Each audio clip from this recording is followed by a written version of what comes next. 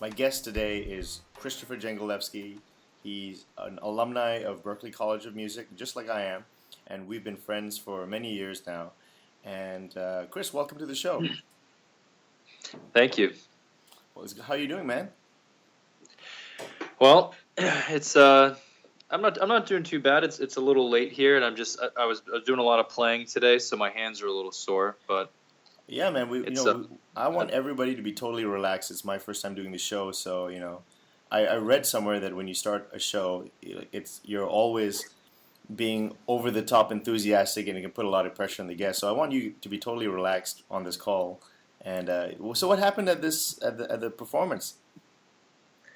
Well, actually, I was recording some new promo material for my school, the Cambridge Arts Academy.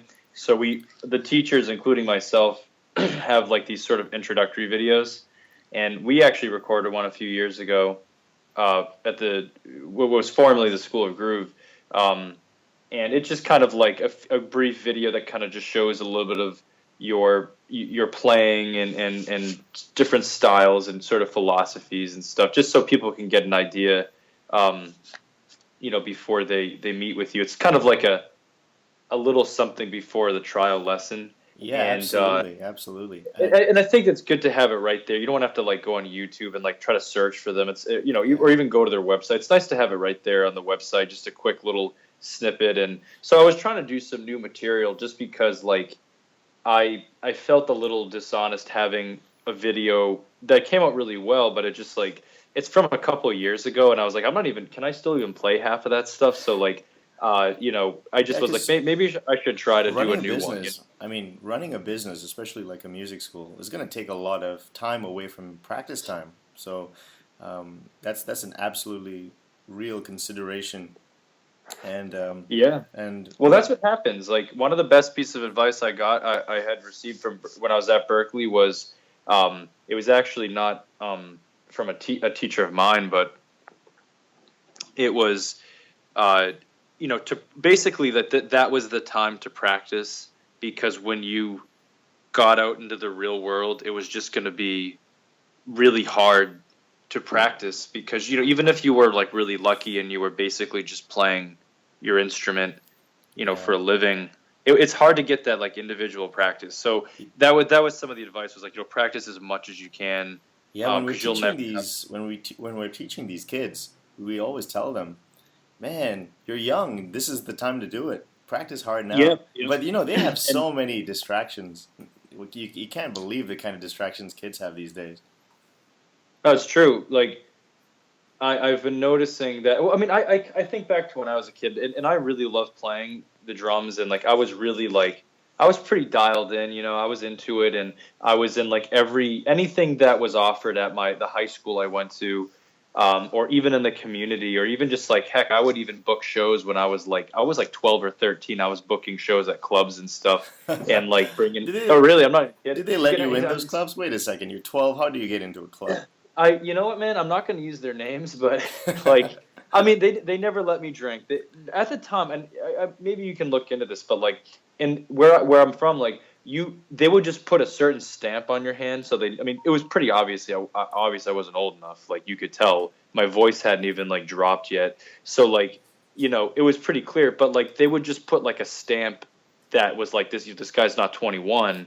So you couldn't get kid. Yeah, you couldn't get booze or anything. So it was cool. No one ever served me alcohol. I just they were always good about it. But yeah, I was booking gigs when I was really young. To be clear, you were in Maine. You were raised in Maine, right? Yep. Absolutely. And Maine, Maine, you were telling me, Maine has some actually good, really strong musicians. It's often said that you expect great musicians to always come from the city or to come from very largely dense urban areas just because of the density of the population. But then again, you get some fantastic musicians that just come from relatively obscure locations. Yeah, well, I mean that's true. I mean, you get that. Obviously, we can cite a bunch of musicians that came out of kind of nowhere, small towns or whatever. And like Tommy Emmanuel, I think is from some. I think he's from. I don't know if he's from the Outback or he's from New South Wales or something. And he's unbelievable. He's like one of the best guitarists of all time.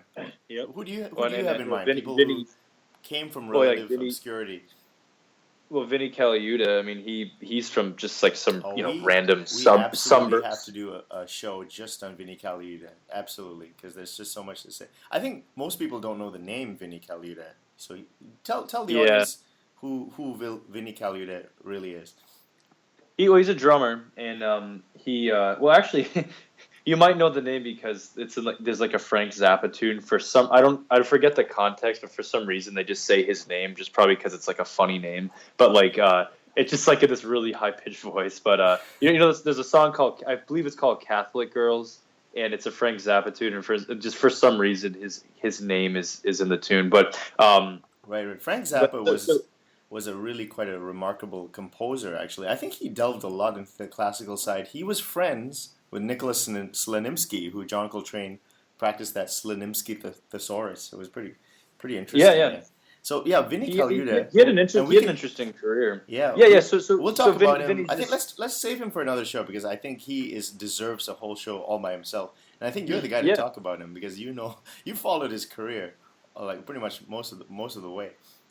So Vinnie's just like, if I were to summarize, I mean he's one of the greatest drummers that has ever lived. Just one of the greats, you know what I mean? And like everyone has their opinion and you can like who you like, but like I think anyone that is I've spoke to people that like clearly were more into whoever. They're more into Elvin Jones or Tony Williams or Dave Weckl or whatever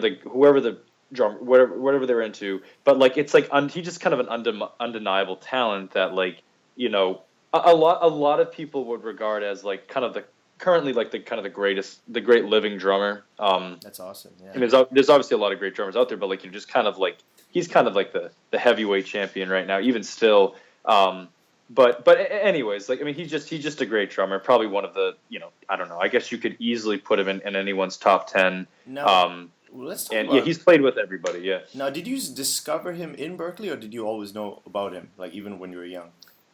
I actually, oddly enough, I did know about him when I was younger. I don't think I think when I was younger, I just didn't get it. Like, I as much as I was into music, I wasn't working hard enough, and like I think I would hear things, and I guess I just couldn't make sense of a lot of it, or I don't know. I think you get to a certain point, and you're there's some ignorance there, and like like there was an example of I'm just gonna say it was Art Tatum, and like he did some run, and someone just thought he was doing a glissando, just kind of you know what I mean?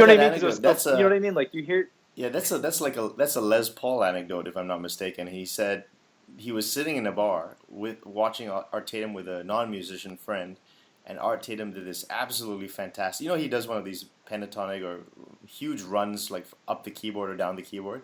And so the bar, which was pretty much full of musicians, they all freaked out after the run. And Les Paul turned to his musician friend and was like, "Wow, did you see that? What did you think?"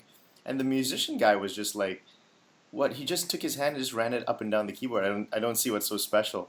That was pretty funny. You mean his non-musician friend? His non-musician friend was like, "Well, I don't get it. He just took his hand from one end and just just slid it down." Well, so I think that's kind of like, unfortunately. I mean, I was trying to make sense of it, but I think in my head I was oversimplifying things because I just couldn't understand how people could do those things. Like, I actually had heard of Dennis Chambers too. Dennis Chambers is kind of like in that group of like, these guys played, fusion and, Dave Weckl, Dennis Chambers, Vinnie Colaiuta, Steve Smith, like I like this. We're getting into like pretty much drummers, like serious drummers. Yeah. If you're a drum student, this is the show to listen to right now because you got to know all these people, right? I mean, pretty much. Oh, absolutely, and again, like these are all great drummers, and they're kind of in a similar vein, and like they're all like super talented, and like just like these are some of the top guys ever. I mean, really, all the people I've mentioned. Even like Elvin Jones and Tony Williams. Let's put you on the spot. Are you ready for the hot seat?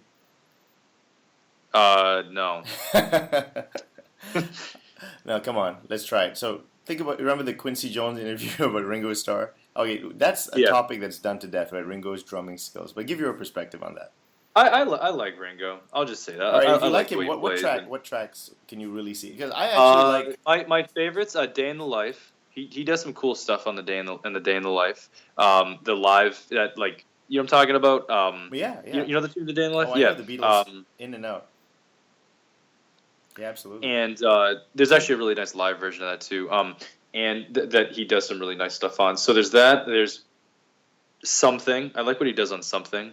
The song Something. I think it's not. Is that Rubber? It's not Rubber Soul, is it? Something's off Rubber Soul. On Abbey right? Road, man. Oh yeah. Yeah, man. You can't. Well, that's like, and that's like, man, I know my stuff. That's yeah. You're making me look bad. Something also has like some of Paul McCartney's great bass playing on it too. What do you think of Paul McCartney as a drummer? And I'm just using like maybe Dear Prudence as an example. Obviously he was like, I think at the very least, he was clearly the most musically talented Beatle, you know? Right. Like, meaning like he could hang on a lot of, like, I think he could. Like sheer musicianship, right? Not like yeah. Just like ability to process musical ideas. Yeah, and like his bass playing, I think, was stronger than everyone else's like individual sort of proficiency. Even as like singers and stuff, like I think he was just a stronger musician. I mean, didn't mean he was the better songwriter. I guess like I actually like a lot of George Harrison's compositions the best, but which I believe he wrote something. Did he write something? Yeah, I think he did something. He also did "Here Comes the Sun," and he did. Yep, and he did "Well, My Guitar Gently Weeps," and like I'd say that I think. Yeah, really, I probably like his compositions. Listen, man, that's as good as it gets. Hey, man, listen. Ringo's good. He's influential. I don't know. Not many people know this track, but it's on Revolver, and it's "She Said, She Said." I actually like the drumming of that one. It's really nice. And Rain. Rain is also. I guess he's pretty good on that one too. Rain. They did some studio magic on him there. They reversed his drums or something. Yeah.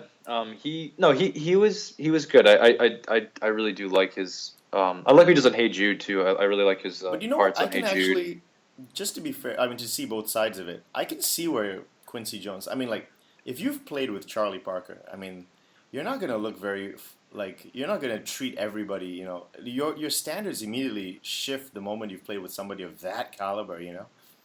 Sure, but like I feel like he. I don't know, man. I don't know why he's like going after people. Like, I mean, and it's hard. It's like I don't think it's. I think he did apologize. I think he's wrong for. I mean, you can't put Paul in that category. I mean, come on. Like, I mean, yeah. Everyone. Like, I mean, bass players really respect. I mean, he's a good bass player. You know, like that's. I mean, sure, fine. If you play with,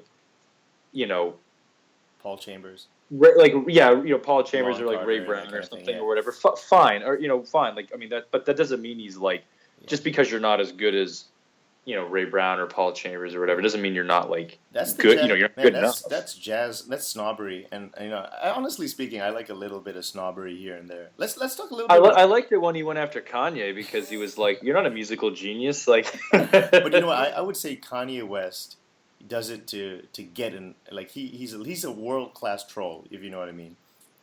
Yeah, he's a what do they call it, a provocateur. Yeah, exactly.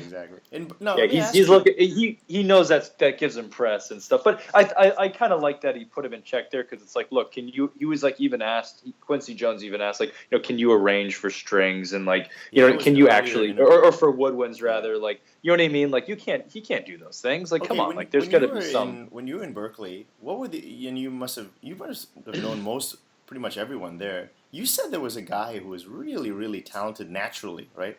Somebody who was just a drummer, or there was a student who said was like amazing. Who was like out playing like there's a kid, the gospel drummers and stuff. Kid. No, yeah, this guy.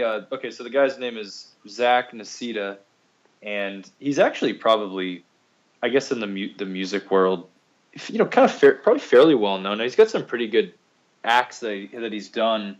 I think his dad is like a pretty big agent out in Hollywood or something, if I'm not mistaken. But anyways, Zach Nasita went to Berklee for 1 or 2 semesters, and he was going to like school for English lit or something, and at some like Skidmore College or something. Which I mean, I don't know if that's probably a great school or something, but like I know it's not like known for its its music program. I actually, where did Steely Dan go to school? I could be wrong. I remember them going to some school, and I think they went to school in upstate New York or something. Doesn't matter. Anyway, so Zach is a drummer, and was really just like, honestly, I think to this day is still the best drummer I've seen in person. Obviously, I've never seen Vinnie in person. With Steely Dan, are you talking about Walter Becker and Donald Fagen?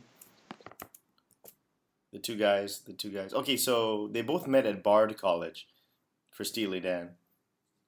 That's in New York, right? Upstate New York. Bard College. A hamlet in New York, a private liberal arts college. Cool.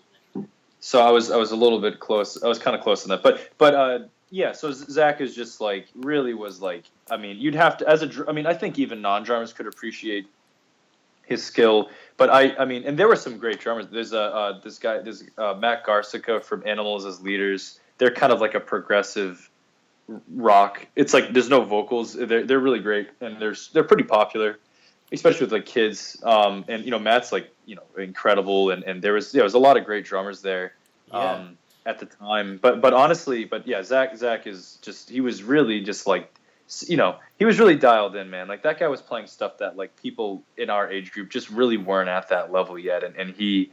Man, he was like Vinnie Jr. You know what I mean? He was playing a lot of Vinnie stuff, and it was funny because people didn't know what to do with it because everyone was either playing like gospel stuff or like heavy metal double bass or like bebop. Yeah. And he had like, and people liked fusion, but no one could really like do it, and he had like a handle on the fusion stuff at a level that he was better than a lot of the teachers. And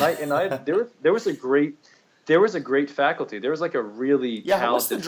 What's the drum faculty like in Berklee when you were there? It's very strong. The drum faculty, in my experience, was extremely strong. Like you got Larry Finn and Ralph Peterson and the late great Kim Plainfield at the time. He was there, and in people that just actually they got some new guys up. I forget. I can't remember his name. It's a.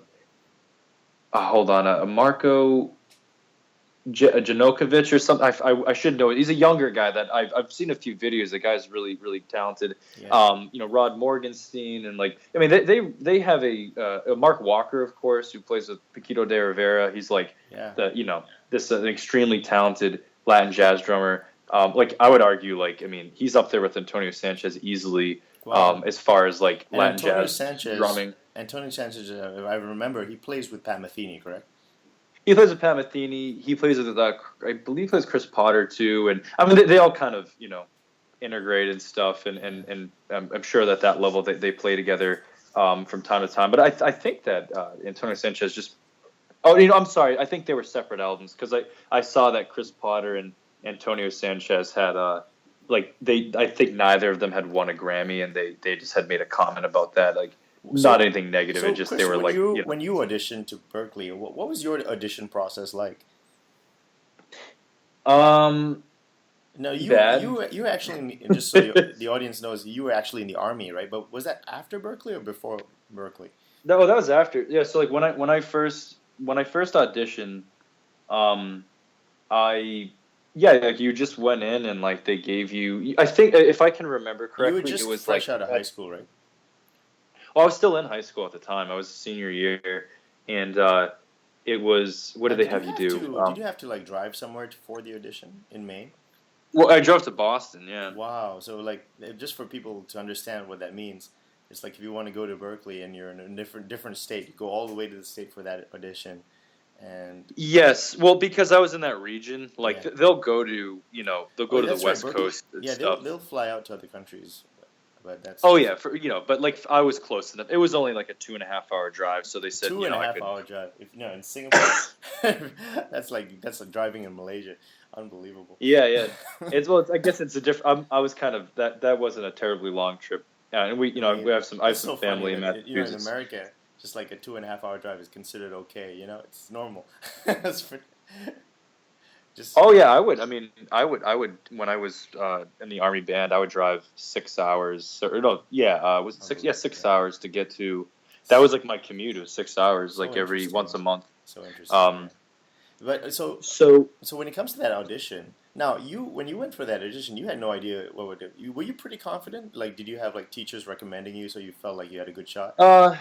I think that I I knew I really wanted to go there. I went to the I went to the Berklee World Percussion like summer program. It was like at the time I want to say it was 10 days, and it was actually pretty neat. I had Larry Finn as like my primary instructor, and I went to that program, and like a bunch of drummers would go, and it could be, you don't have to necessarily be a prospective student to go to that, or a current student, and you would go and they'd put you into different groups. So like if you were into funk, you would kind of like say, hey, I'm really into funk, and then you audition, and then they would kind of like, there was different levels. Like, so I ended up in like the advanced funk group, which was cool. I mean, it was fine. Like, but like, I think it gave me a little bit of like, and this was, no fault to them. There just probably wasn't, maybe as many talented people there that year. Like, I mean, there was obviously some really good drummers, but like in my head, I'm like, oh man,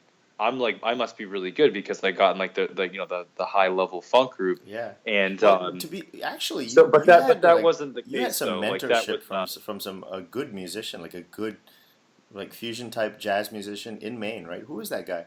Yeah, he was more like kind of straight ahead jazz, but I mean he was just a great, his name was Dick Demers. He's still teaching, and he's the real deal. Like, it was funny because like I went back years later, because as a kid you don't know what's going on, and then like when you kind of get to Berklee, if you have a great mentor, just a great mentor, somebody with a lot of experience, he can save so much time. When you're just bumbling around without really knowing what's what. Oh yeah, I mean, ultimately he got me in because like, I mean, I wasn't like, the point I was getting, I was like, I wasn't very good, but it helped. I learned a couple things in the program, but yeah, like, I mean, Dick got me. Dick Demers like definitely like knew what was up. He was definitely like a diamond in the rough. I'm kind of interested. Let me ask you this. Now, you had great teachers. Did you ever have bad teachers for the drums?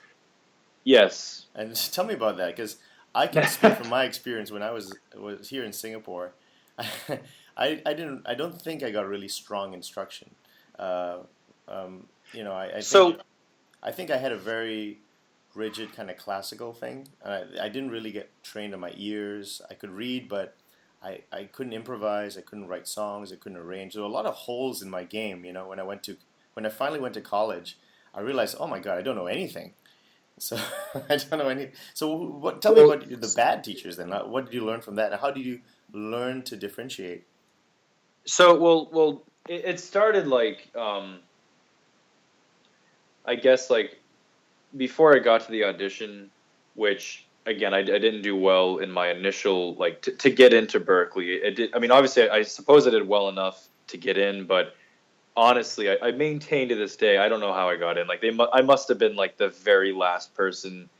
Like, and I don't even say it to be funny. Like, totally just being modest. That's no. Trust me. Like, if I could find like a recording of that, if there was one, like you'd be like, no, that's pretty accurate. Listen, when you listen back, of course you're going to be like, oh, I mean, when you're so much better now, you can listen to those recordings. But like, I guess you have to take it as a snapshot of that time. Well, what had happened was I started off.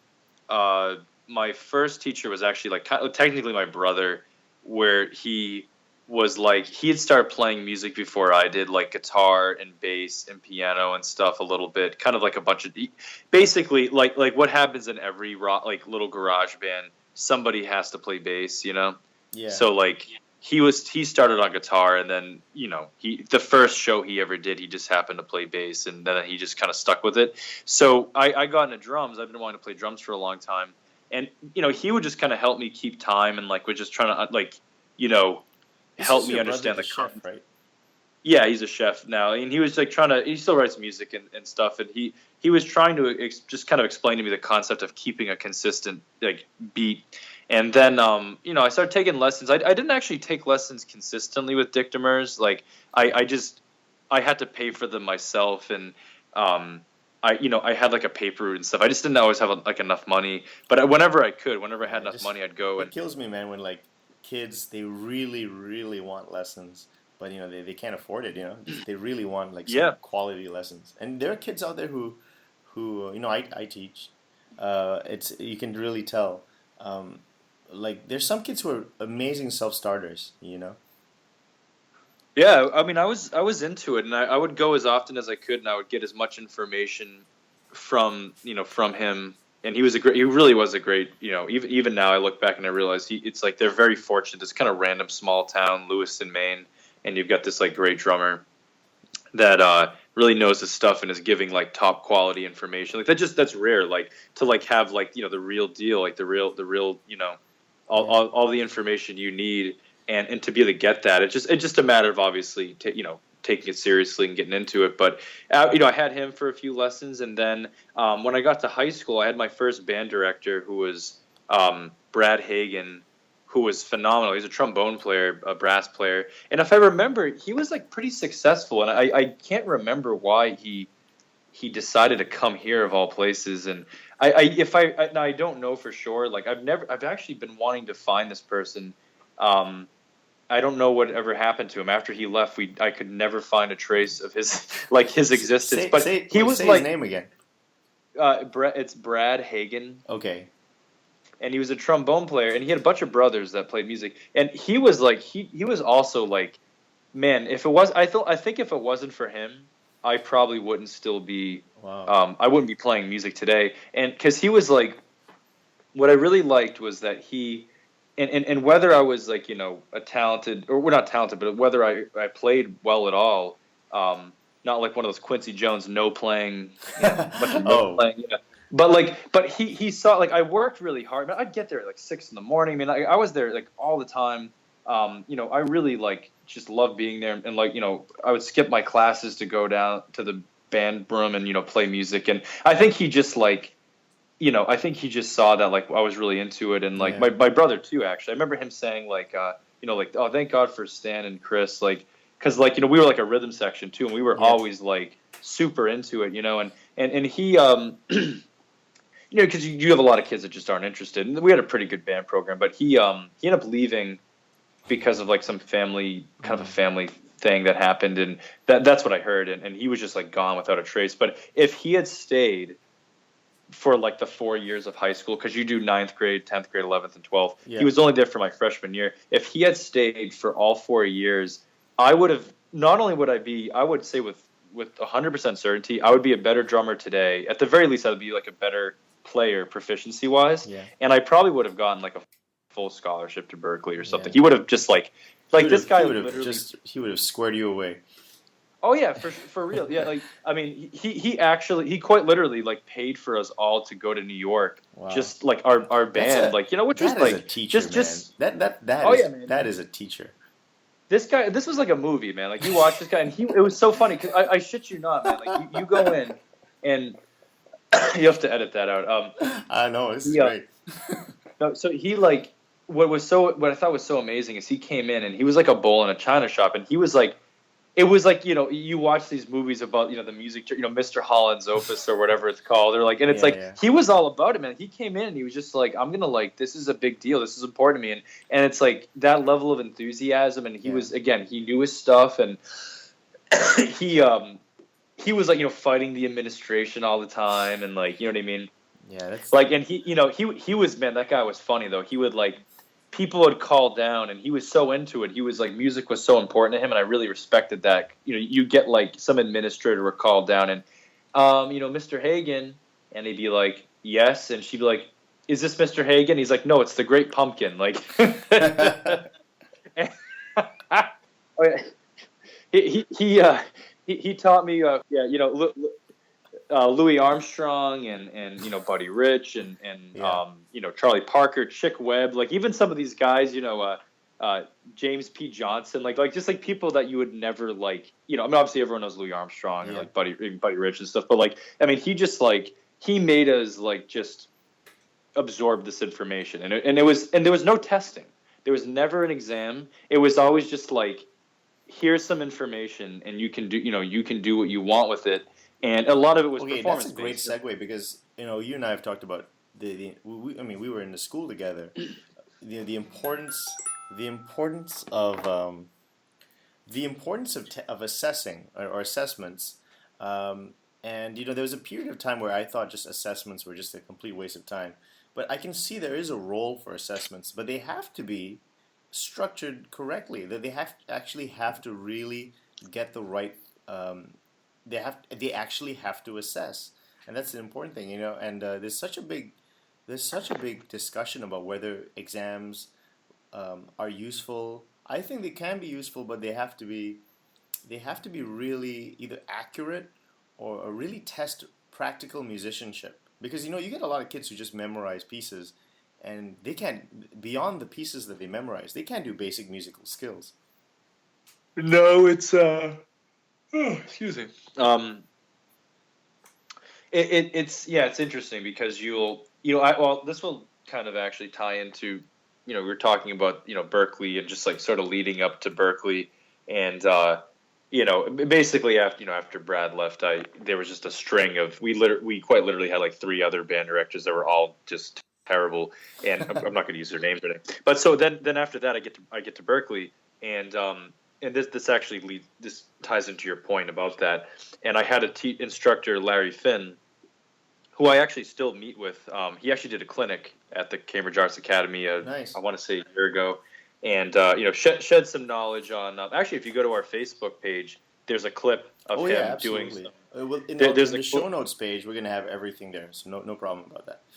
Yeah, so there's a clip on there of Larry doing some really neat. Just basically, his whole thing was like, I'll just briefly say, it's kind of like trying to take away the pedestal of like learning of learning contemporary music, music styles like jazz and not just rock, but like kind of, these styles that people put on a pedestal, jazz and Latin jazz and fusion and just like, they're all just patterns, and like, it's not to trivialize the culture of the music or like there's a lot of nuance to it, but it's like, ultimately you got to be able to walk before you can, give me the crawl before you can walk before you can run. So it's like, just learn these patterns. So he's kind of demonstrating how you can like, just in the video, just you can morph from one pattern. He's doing this all over a blues progression. It's like just when you kind of like take that pedestal away and you just like see them all for the patterns they are, you can then apply them into the appropriate musical setting. It takes like the mystique away, and it's just like, look, it's just a series of patterns, rights and lefts, layered,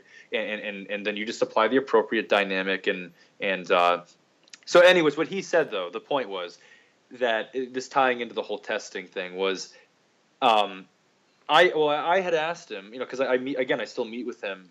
It's, not often, but, enough to keep in touch, and he'll give me a lesson. And I said, kind of jokingly, and I say this to every instructor, as of the last couple of years, now that I'm like, I suppose I'd say I'm a professional musician, when they say, yeah, man, that sounds great, or you're doing a good job, you're sounding nice, I say, all right, well, give me a gig. Put me, or like, you don't, I'm not saying like you gotta, find me work. I'm saying put me on your sub list. You can't do every gig, and you got guys you call, right? And I'm like, here's the thing. I'm not saying you have to. I'm saying don't give me a compliment until you're ready to put me on your sub list. Right. Yeah. Right. Now that's some real talk. that's some real stuff, if you know what I'm saying. That's some truth. Like, because it's true, because it's like, you can say whatever. Tommy Emmanuel can say, oh yeah, man, Nick, you're really dialed in. You're doing a great job. It's like, all right, well, next time, you need someone to fill in for you, have them call me. And they're gonna, look, and that may be the case. And truth be told, they were giving genuine compliments, and I think they were just proud of the improvement I made, but he elaborated on it. So the whole thing was, okay, you do all your testing, and that's fine. A school like Berklee have to have a curriculum to be an accredited school, and that's okay. It has to have certain things to fit that model. So you do all your testing at Berklee, right? This is what I'll paraphrase. He said something along the lines like, I'll give you an A in the class. I'm not even at Berklee anymore at this point.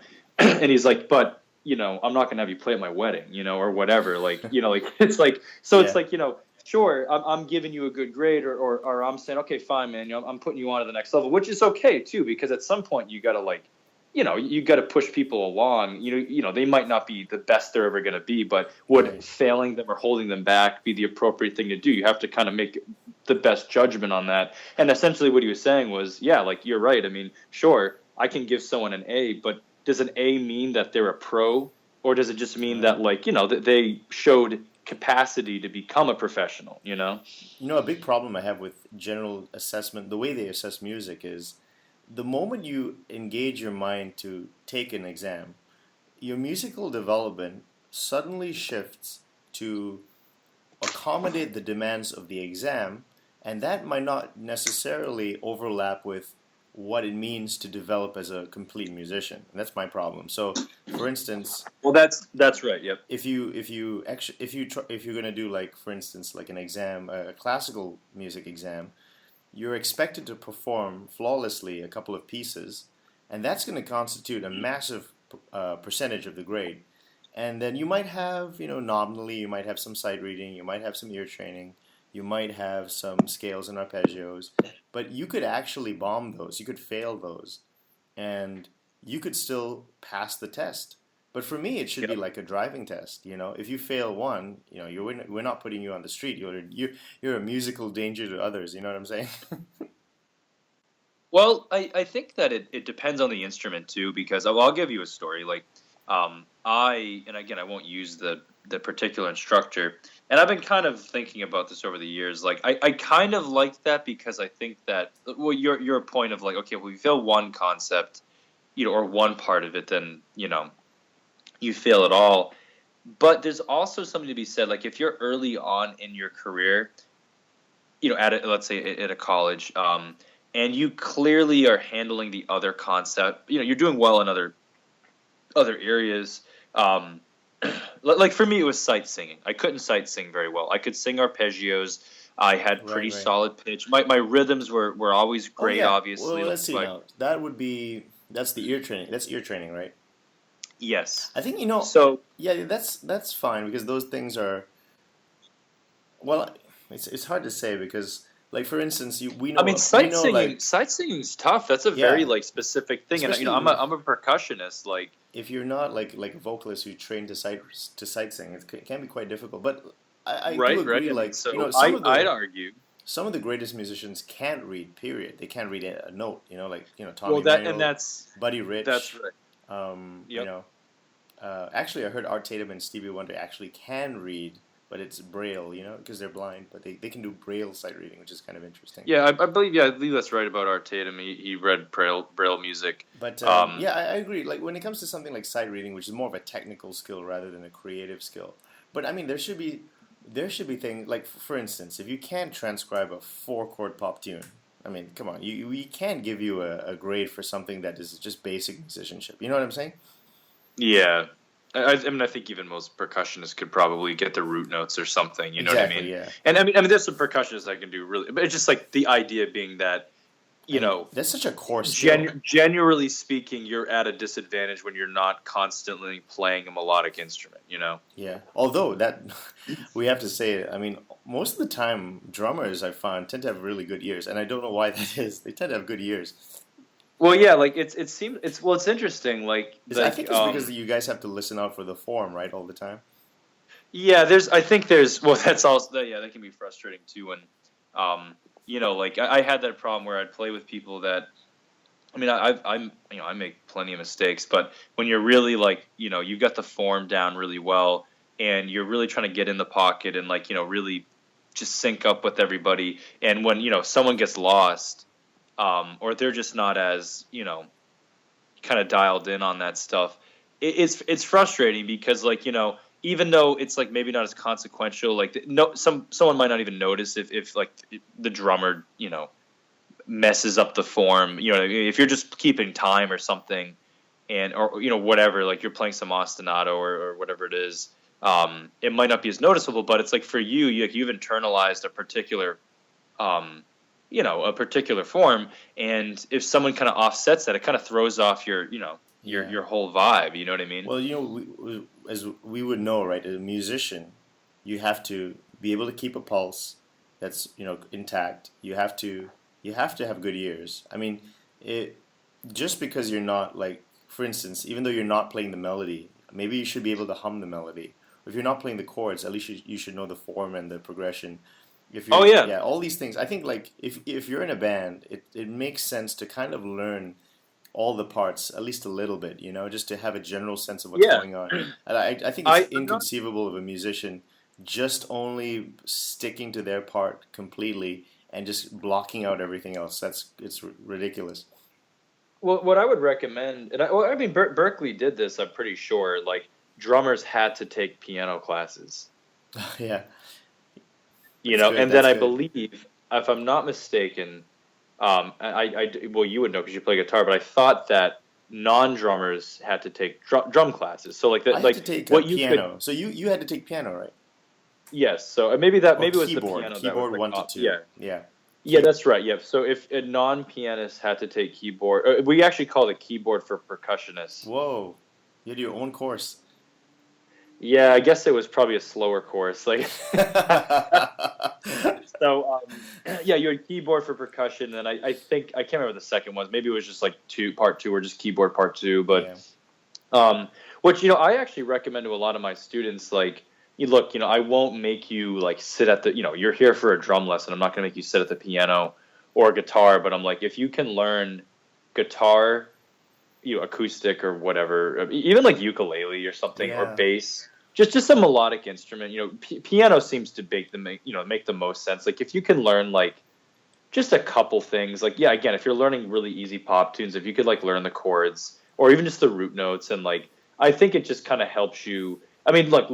My whole thing is, and I end up with this in this particular situation where I like doing piano warm ups, like the Hagen book, because I feel like it warms up my hands to actually play the drums. Like, I don't necessarily do it because I want to. I mean, I'd like to be a better piano player, but I don't necessarily do it for the piano to improve my piano playing necessarily. I mean, I guess it does both. It kills two birds with one stone, but I do it because I feel they're really good warm-ups for drums.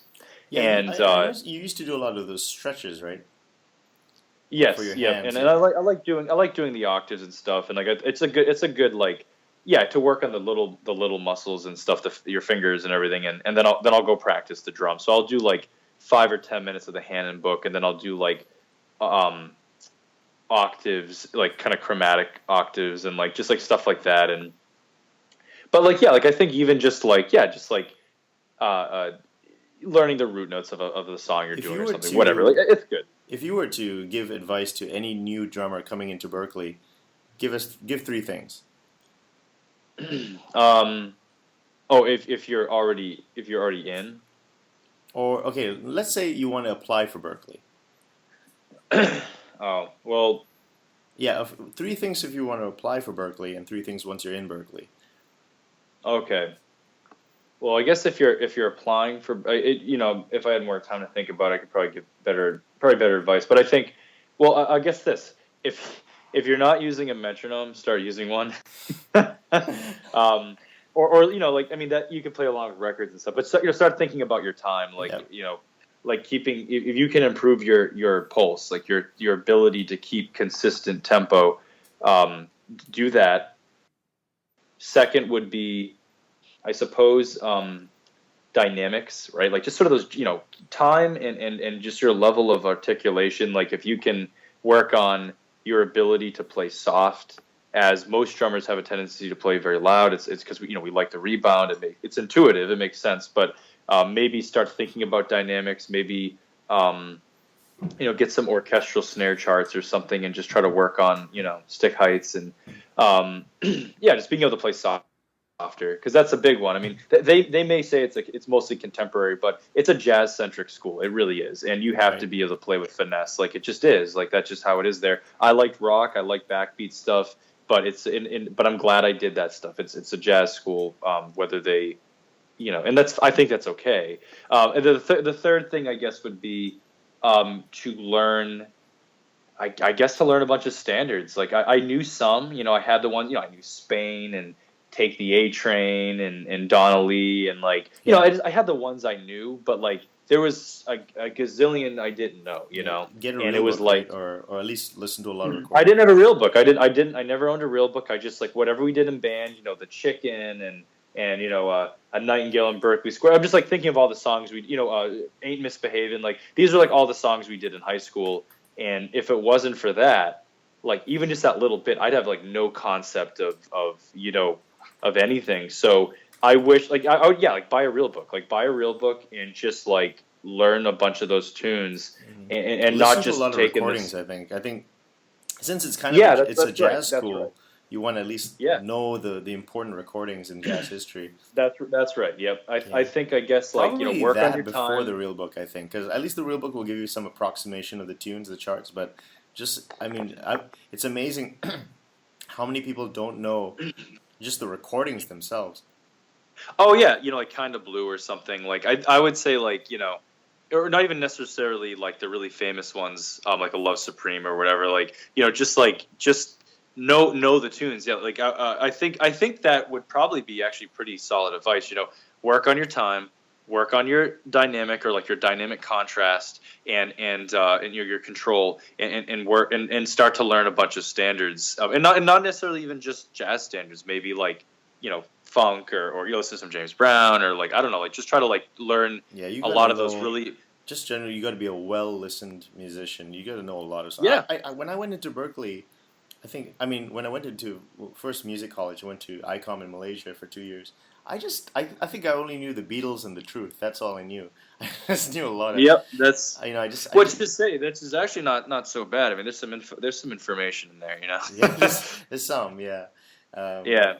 I think that's the one they thing. did, modal interchange and odd meters, and like they actually had some cool stuff in there. Yeah. I mean, that's actually not a bad place. Hey man, that ain't half bad. Yeah. They're a bunch of non-playing, like whatever he said, Quincy, non-playing. like, man. Is that what he said? Like non-playing. But he apologized. Was that his? I think his daughters made him apologize. Yeah, that's good for them. Like that's a little. What are you going after Paul for, man? Ringo never hurt anybody. Like, come on, man. Like, I could see Lennon was maybe a little bit. Right. He's an older gentleman. I mean, look, he's an older guy, right? Three things once you're in Berklee. Go. I guess so yeah, the three things when you're in. Oh, well, the first thing is you just practice more than you've ever have.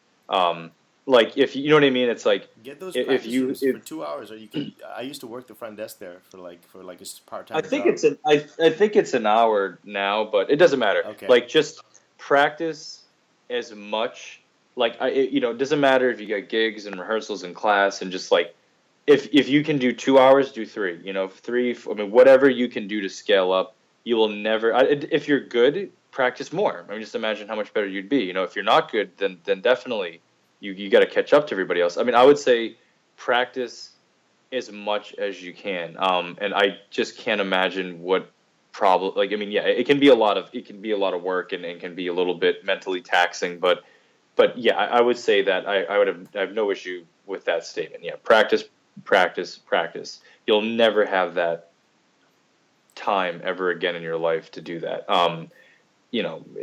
Unless you have, like, you're a trust fund kid or something. But the second thing is, this is what I didn't do. So I practiced a lot. I can say that I have no regret in that regard. Like, I definitely practice as much as I had a close friend, Stefan, this guy Stefan Bildy, he's in Canada, I think in Toronto now, and he's a really great drummer. He was one of the great drummers from that class. But yeah, him and we were good friends, and we kept ourselves kind of like, we practiced a lot, but if he wasn't, I'd be like, man, come on, you got to get over here. And if I wasn't, he would do the same thing. We kind of kept each other in check. But yeah, I mean, I can say with confidence, I don't think I regret any. I don't think I misused any of that time. I think I was in that practice room. But see, here was the other side of it, though. Here was the other side. So I did practice a lot. I took advantage of that. I did that. I was good about that. The second thing, though, is I did not gig enough. Try to make money. Not just making money to offset the cost of college, but performance proficiency is important. Yeah. And admittedly, I barely performed when I was at Berklee. I performed when I had to. Right. Which was for proficiencies and recitals. And I, towards the end, I started doing a little more. But there were people that were playing 3 times, 5, 6 times a week or whatever. They're playing almost every night. Yeah. And obviously, I would rehearse with people and stuff. But as far as like a live gig, even if it wasn't, well paying, or was an open mic or whatever, a hang or something, like, they were playing almost 7 days a week or whatever it was. They were playing a lot, and that's important because you need. What happened to me? Well, here's again some good advice. Is I practiced a bunch, and my mindset was like, well, I'll wait till I'm really good. Just imagine after a couple of years of Berklee, practicing upwards of 14 hours a day. Right? When I'm done, I'm going to be super good, and I'm going to that's when I'll play a show, which is really, that's the wrong way to do it. So yes, practice a lot, practice 14 hours a day. I don't know. I mean, I don't know if I can say that wasn't the right decision, because I definitely improved a lot. Maybe I needed that, but the problem was I wasn't performing. So what happened to me is, when I did go to play, I felt like, okay, now I'm ready. I'm good. I practice. There's a networking side to performance too, right? You just get to meet a whole lot of more people. Oh, yeah. So I bombed. I went up there, and it was more devastating because I had practiced so much. But what I didn't realize, and I remember going to my teacher, like, what the hell? I practiced for 2 years, on average 8 hours a day, or whatever it was, something ridiculous. And he's like, well, how many times did you perform? It was 4 times, and he's like, that's a whole other muscle. You have to work on, because you can do that, and you get in front of a crowd. I mean, that's what I mean. I'll look at guys that might not be, I'm not going to use any names, but these really super famous, let's say rock bands, right? Yeah. And the drummer isn't amazing, but to get in front of a huge crowd and to play pretty well, for an hour, I mean, that's not easy, you know, and especially if you don't do it that often. So my whole thing was, I practiced a lot, but I did not perform. So my advice is, gig as much as you can, make some money to offset the cost of school. You get a little extra, a little extra scratch. And you need that performance experience. You need that, because you don't want to get on a stage, and it's twice as devastating to get on the stage, having put so much time in and having done the right thing, and really, having the integrity to work that hard and to only bomb because you just don't have that skill of getting in front of a crowd and not getting nervous, because that's a whole other thing. Right. So, for example, I've got a gig coming up at the University of Maine, and I played a bunch of gigs in over the winter, over the Christmas season, December, January, but at this point I haven't gigged in a month. 30 days I haven't played a single show. If I don't play a show between now and then, I mean, I'm sure I'll do all right, because I've played, I've gigged a lot over the years, but I probably got to put a gig in there somewhere, because you get rusty, get rusty if you don't play. Yeah. So, and I guess the last piece of advice would be well, again, if you're a drummer, I mean, take the ear training stuff, seriously, and I admit that I just focused so much on practicing, and I didn't take advantage of Berklee enough. I'll say this, it's expensive, but there's a lot of great resources. You get to be in the same space as some of the great top musicians, and you get to work with guys that are going to be, they're going to go somewhere, and the facilities are really, as they should be. The school is expensive, but the facilities are top notch, the tippy top, quality. There's a lot of resource that I was always in the practice room. Absolutely. Take advantage of the resources, every little bit of the resources, gig as much as you can, and practice as much as you can. So if you can do all of those things, which again, theoretically, you've got some free time, even if you get a part-time job or something, you can do that. And if you do, that's my only regret, is I didn't gig enough. And I probably could have taken advantage of going to see, some great concerts and clinics and stuff like that. Absolutely.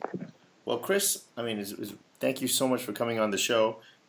Your insights into Berklee, playing the drums, learning the drums, talking about some of the great drummers. This is all going to be in the show notes page. And Chris, how can we find you if the audience members want to get more information? Well, you go to CambridgeArtsAcademy.com, which is the website for the school, and we also are on Facebook and Twitter, just Cambridge Arts Academy on Facebook, and you can just go there and have my intro video and stuff and my bio and all of that. And you can check out the school if you want to. Awesome. Well, Chris, we got to have you back on again to talk about some of the great drummers like Buddy Rich and Vinnie Colaiuta. And Ringo, right? And Ringo. Hey, he's no joke, man. Oh, I can't believe Quincy said that. He's probably zero reaction. He's just kind of like, not the first time I heard that. Fabulously wealthy. He's living in Monaco. He's fine. Oh yeah, he's the richest drummer in the world, actually. The most successful drummer. Oh yeah. Well, Chris, thanks so much. Thanks so much for everything. We got to have you back. I've got all the information in the show notes page. If you want to check out more about Christopher Dzengelewski, please go to the show notes page. And Chris, it's been a pleasure.